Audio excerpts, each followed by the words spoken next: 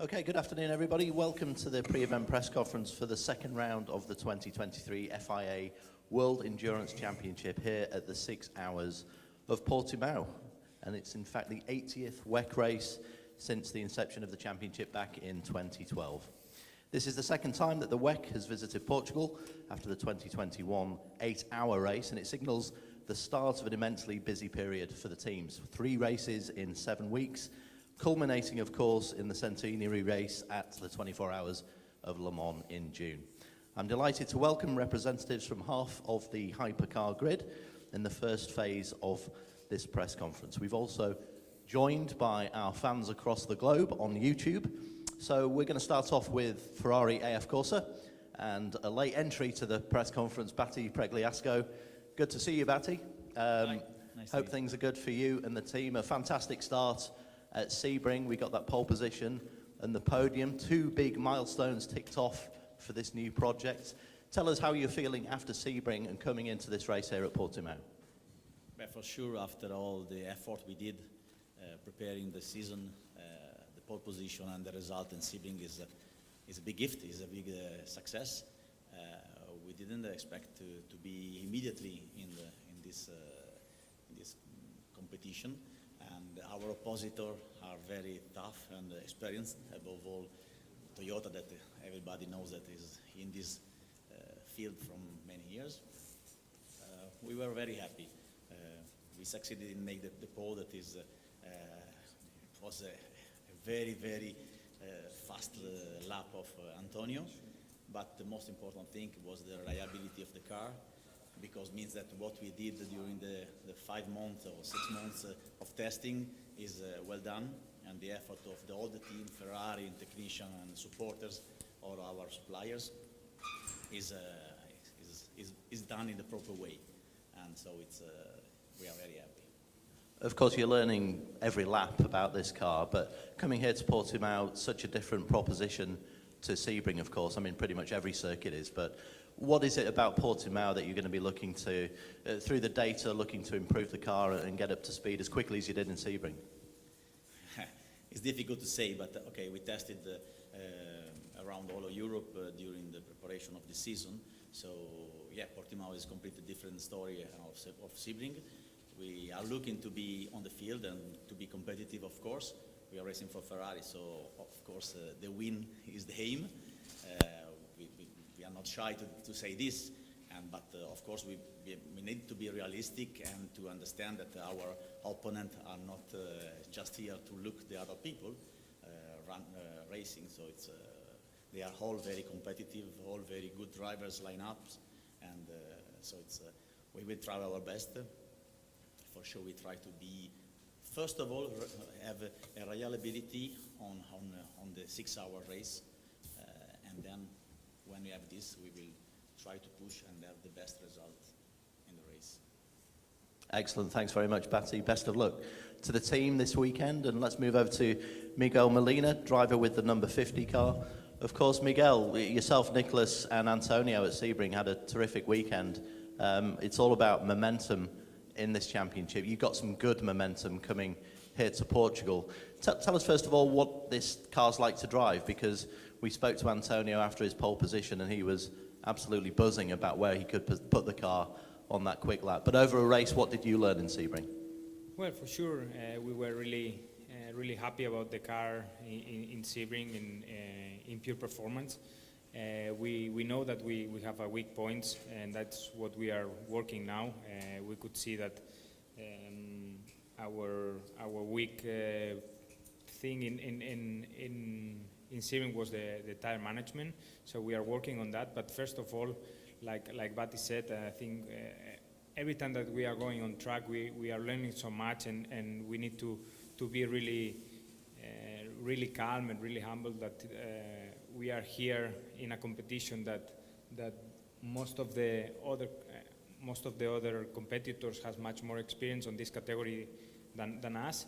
So right now we are working a lot to minimize the problems that we have, and the good thing is that in Sebring we went out of the weekend with more positive than negative things. So that was the aim of the first race of the project. for this amount of months that we are working on this, we have to remember that the car was born in July of last year, and we all know that these cars are really complex and really difficult to put everything together. So, like I said, we are working a lot, and we are trying to minimize the issues and the weak points that we have. You mentioned tyre performance and tyre management. That's obviously central to a new car, especially. Is it too simple to say that's one of the key features that you were looking at Sebring and subsequently after that? Well, actually, it's matching a bit with what I said. I mean, with the life of the car. I mean, until now we were working on trying to be as much as reliable possible, and we never been focused on working on the car for take out of the maximum performance in each condition. So at the end of the day, we are working now. We have a good base on. We showed that we had a clear race in Sebring without any problem. So now we are starting to work on different aspects of the car, and we'll try to improve on this sense and to catch up a bit the gap that we have in front. Thank you very much, Miguel. Let's move over to Glickenhaus Racing, Jim Glickenhaus and Ryan Briscoe. First off, Jim, ultimately a disappointing result in Sebring, but coming here to Portimão, how is the team regrouping and looking to improve on the performance that we saw out in Florida?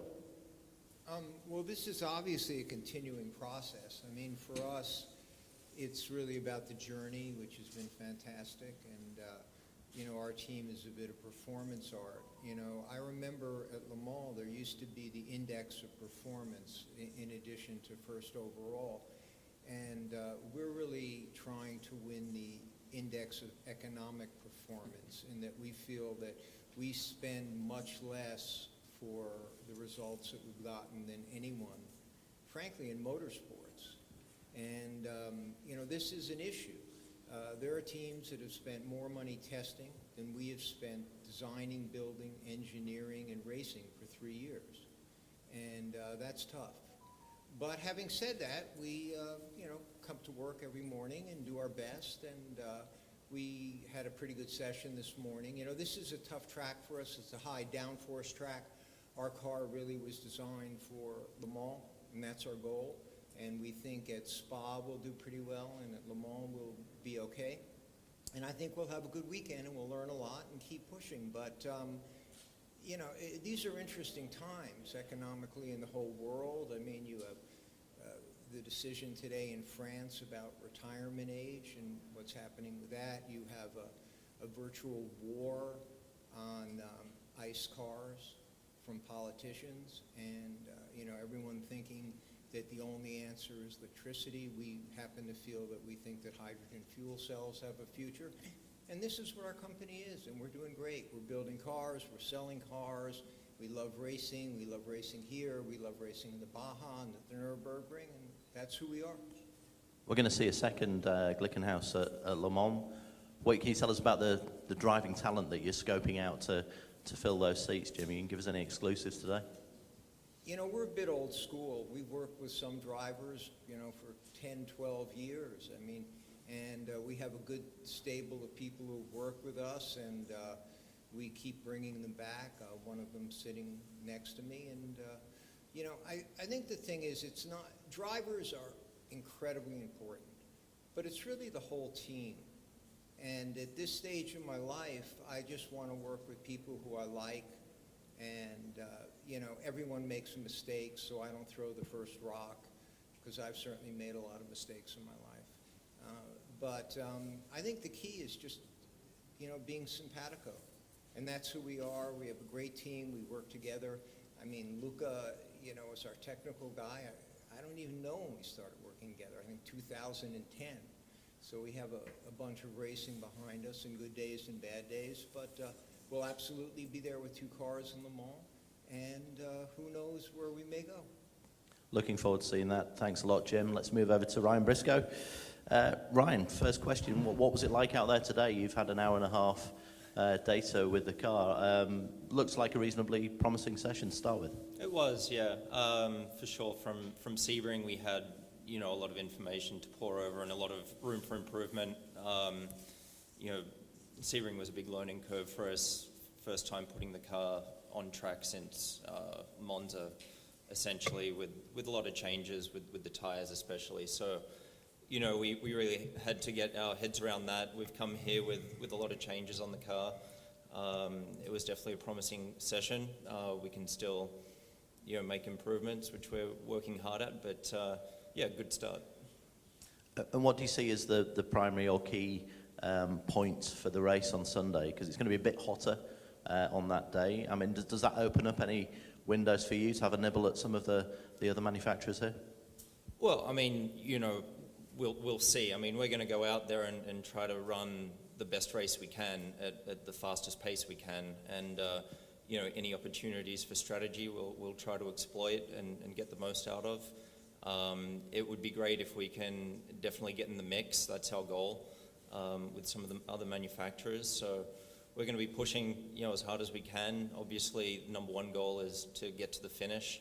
We need to just keep turning the laps and, like Jim sort of hinted, this probably isn't a favorable track for us. I think as we get to the longer tracks like Spa and especially Le Mans, that's going to favor us a little bit more. So we just need to turn the miles and keep learning and see what we can come away with. Good stuff. All the best for this weekend, Ryan. Let's move over now to our Porsche Penske guys. We've got Urs Kuradler and Andre Lotterer. Good to see you guys. Thanks for joining us this afternoon. Quick look back as the Sebring race. Number of boxes ticked off, I guess. Solid finishes in 5th and 6th position. But what are the areas that you're looking at, reading the data from all that running you did in Florida, now improving and stepping on and pushing further on into the field? I mean, first and foremost, for us it was a brand new team working on the WEC race in Sebring, and we have a lot of boxes to tick on the operational side there. That's one learning. We had a big learning, but on the car side we also had a gap to most of our competitors, and that's something we working on hard really to close that gap. I mean, as Patti said in the beginning, it's the same goes for Porsche. We are not here to just watch the others. The aim is to win the races, and there's a big gap still, but we have to work on it. If we can just get you to move slightly nearer to the mic, please. Thanks very much.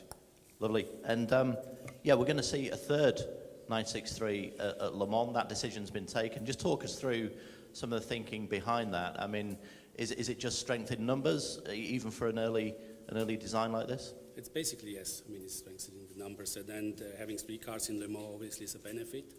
And we had a chance to do so. And as we have the 2 teams, one in the IMSA and one in the WEC, I do not say it's easy. It's anything but easy to have a 3rd car in Le Mans, as we probably all know. But it's still kind of like even a no-brainer for us to bring a 3rd car to Le Mans.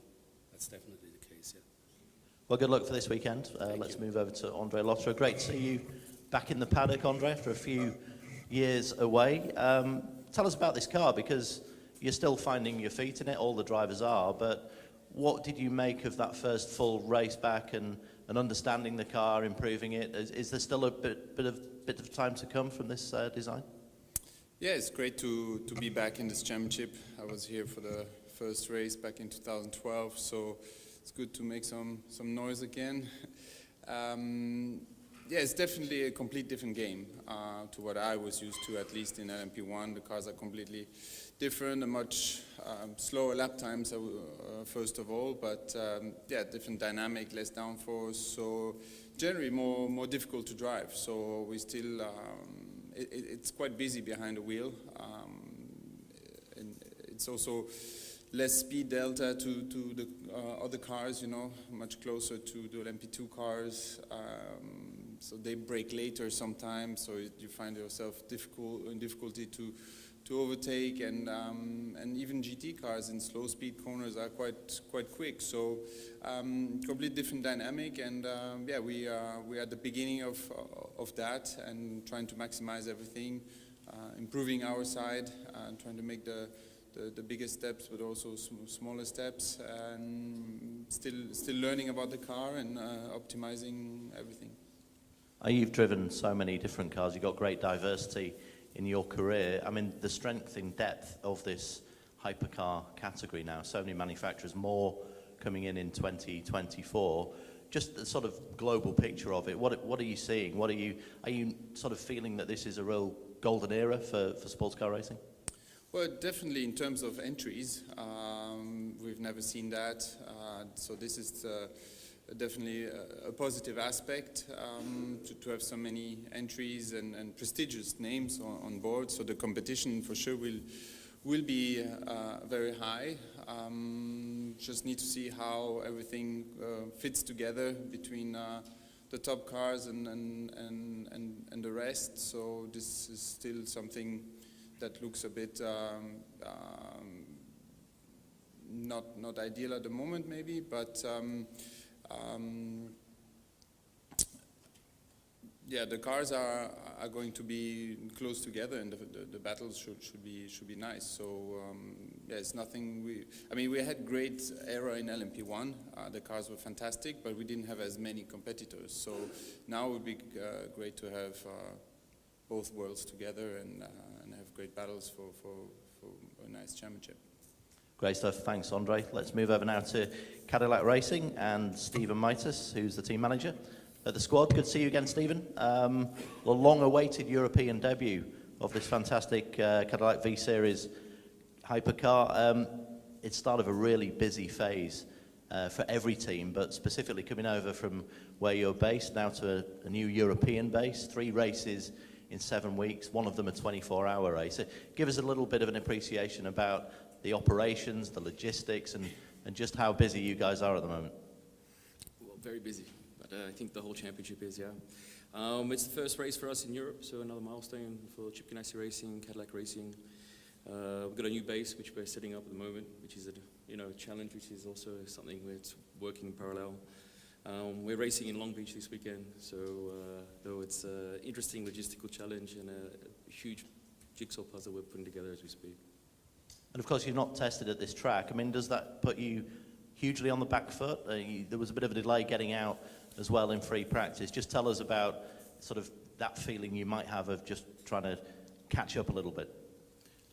The delay was due to some development topics. So obviously, development doesn't always go the way you hope it's going to go. So we had to fix a few bugs. But no, we're not concerned about not testing here. I mean, the car's done a lot of miles, so we'll do our best to set the car up and prepare for the race weekend. And what would you be happy about coming away from Portimão with heading to Spa? I mean, is it another solid finish? Because you got a really good finish at Sebring in 4th. I mean, would a similar result be a result for you? Ideally, one step better again if we can. So we'll be chasing the Ferraris down as best we can. Okay, good luck, Stephen. Thanks very much. And let's move over now to Alex Lynn, driver in the number 2 car, with Richard Westbrook and Earl Bamber, of course. I mentioned that solid 4th place at Sebring. Alex, some great racing involved in that as well, some frustrations. But how are you feeling about it with the dust having settled from that first round? I think all things considered, we were pretty happy. The car ran really well. Qualified strong, raced strong. I think it was just super solid considering everything was totally brand new for us. New crew, new operation and running in WEC. Obviously, we've got a lot of experience in IMSA, but I think as a driving crew and engineering crew, we knew what to come and do. But executing is another thing. But I was really proud of the team, and I think, like Stephen said, we come here and expect to try and take another step forward. And that first session this morning, was it just a question of getting your eye in, understanding the car on this track? Everything's kind of new. I know you've used the simulator quite a bit prior to this race. How was it for you in that first 90 minutes? I didn't actually drive that session. It was just Earl and Westy. But from what I understand, it was pretty good, considering, everything considered. We didn't test here. The car's just come straight over from America. I think we're pretty happy. A lot of steps we can take forward, and we stay positive and keep motivated. But I think that's this team's MO, really, in general. Great stuff. Good luck for the weekend. Thanks to all our guests this afternoon. That's the end of part 1 of the pre-event press conference. We're going to start part 2 very shortly. So for the time being, thanks very much, guys. Thank you. It's been a while, man.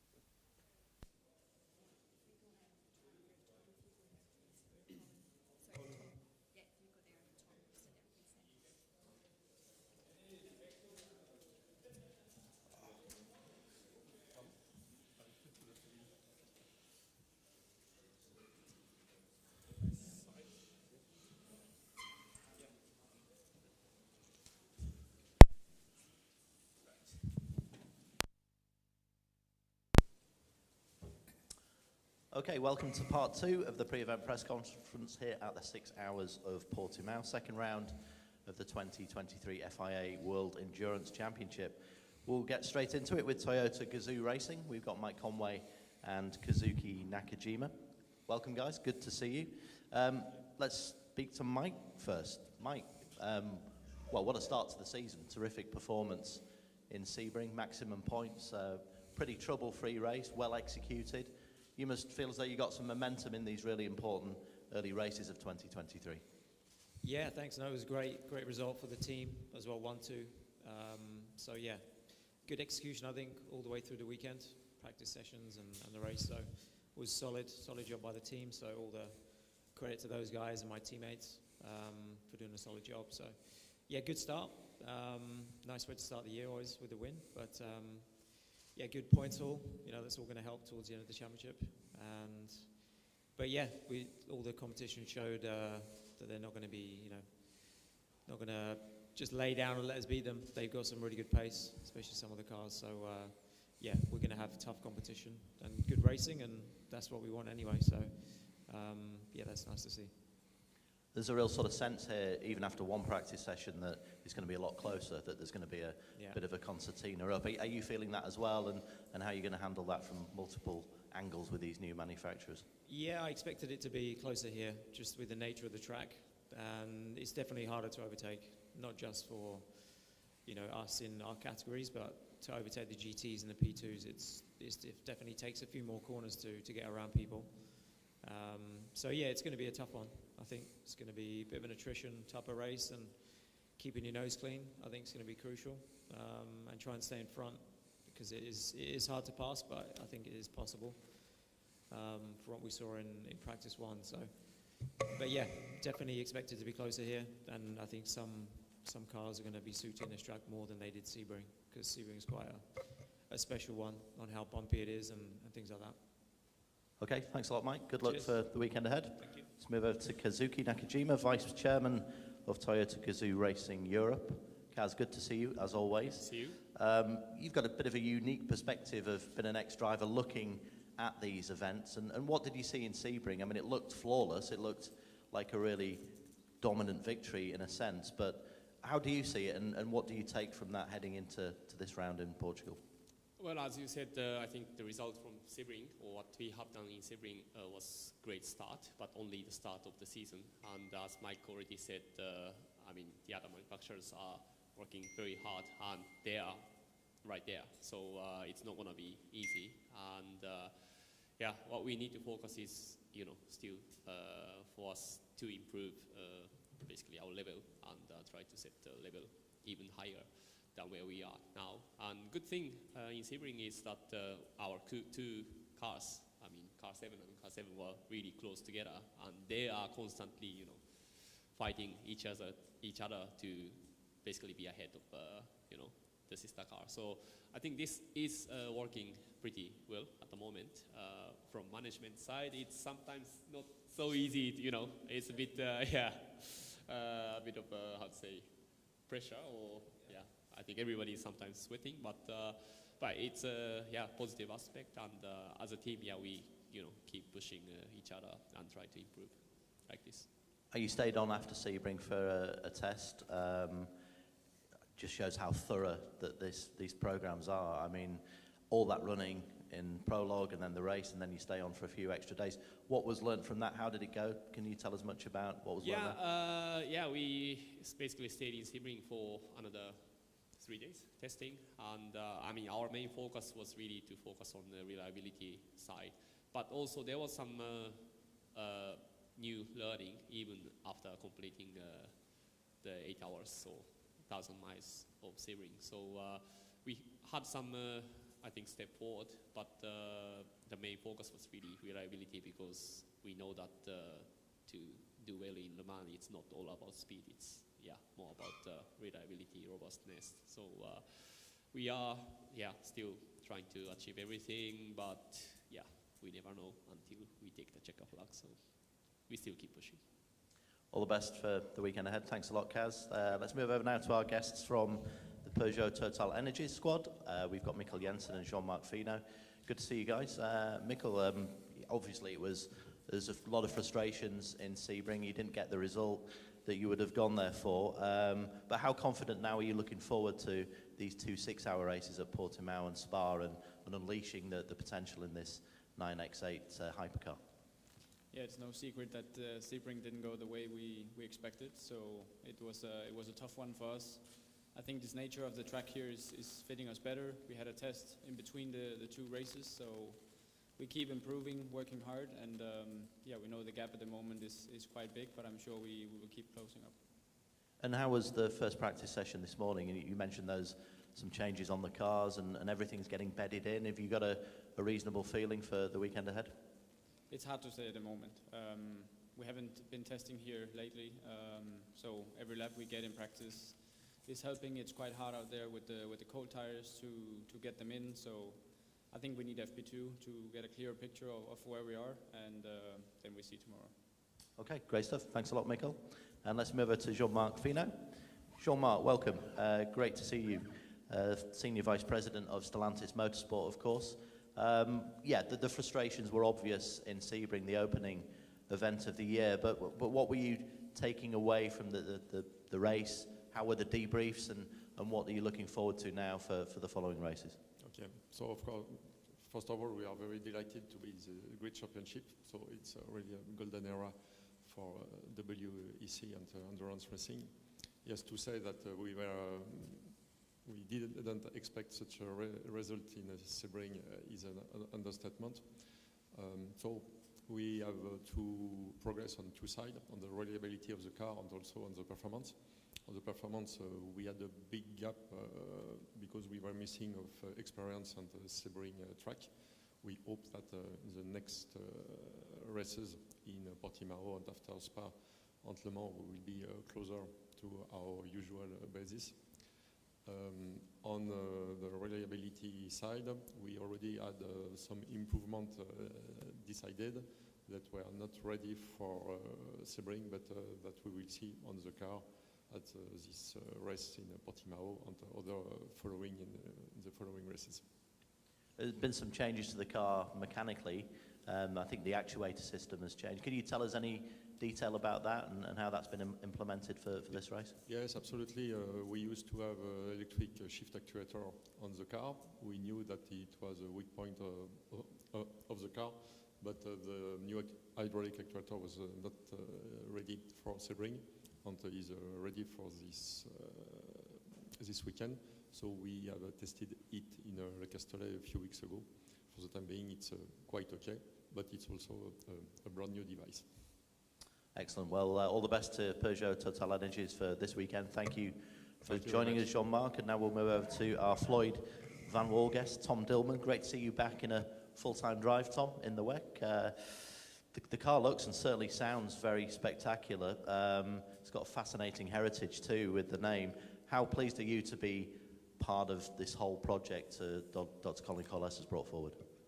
It's great to, first of all, to be here in this new golden era, clearly, in WEC. So many manufacturers, and for us, of course, we are a smaller team with an heritage name, and we have to take a lot of motivation in fighting those big brands. I think for everybody in the team, it can be very motivational and also give you, it can be very rewarding to try and get closer and try to beat those big guys. So yeah, really delighted.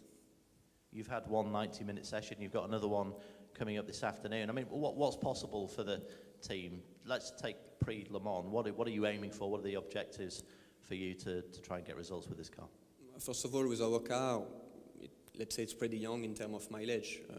We didn't do massive testing like the others. It was very positive that in Sebring we managed to finish the race without issues. The only issue we had was caused by a contact. So the car was really solid, and that was really positive to know that this is not something you never know what can happen, but it seems to be a really good start with that. And then for the performance, we have to take it step by step. The car is the same as in Sebring. We didn't do any testing in between the two races, so every session we learn, we try to make steps in the right direction, and yeah, it will take a bit of time, that's for sure. But yeah, step by step, we focus on ourselves, trying to maximize the car, getting closer, and we see.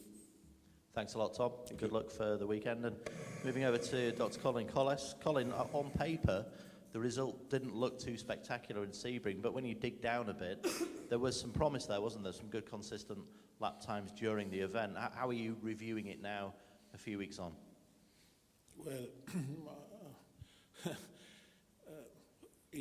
in my mind, it was a terrible weekend for us, which could have been much better, but obviously we were somehow restricted in testing, and obviously the operational side did not work as it should work, and there were too many human errors, which caused basically, or which resulted in a worse result than it would have been possible. And how are you looking and this is what we tried to, what we worked on, is to make some structural changes in terms of operations and to improve this side of the team. Obviously that's critical going into such a busy period. We've got Spa 2 weeks' time and then Le Mans, of course. I imagine you're going to be looking at testing too. What's it looking like from now until Le Mans? What have you got planned for the team and this car? We are planning to go testing, obviously, because now the car is in Europe, and we will test as much as possible. And obviously, I think that we have a very strong basis of the car, and we have to work on setup and improve the performance of the car. But to be able to improve the performance of the car, mistakes have to be minimized within the team. And this is the biggest target or issue which we had. Well, the target is to improve the operational side and obviously to resolve the issues which happened in Sebring, which were of human nature and not of mechanical nature on the car side. Okay, well, best of luck this weekend. All the best to the team. All the best to all our guests here. Yes, you can finish. You can watch the action on the official WEC app, details of which are available on the official website, FIAWEC.com. Our guests will be available for a very short period after this press conference, and I just want to remind media that also in the media centre, the Porsche Penske Motorsport Meet the Team media session will start, or has started a few minutes ago. Thank you again to everybody. Goodbye, and all the best for the weekend ahead. Thank you.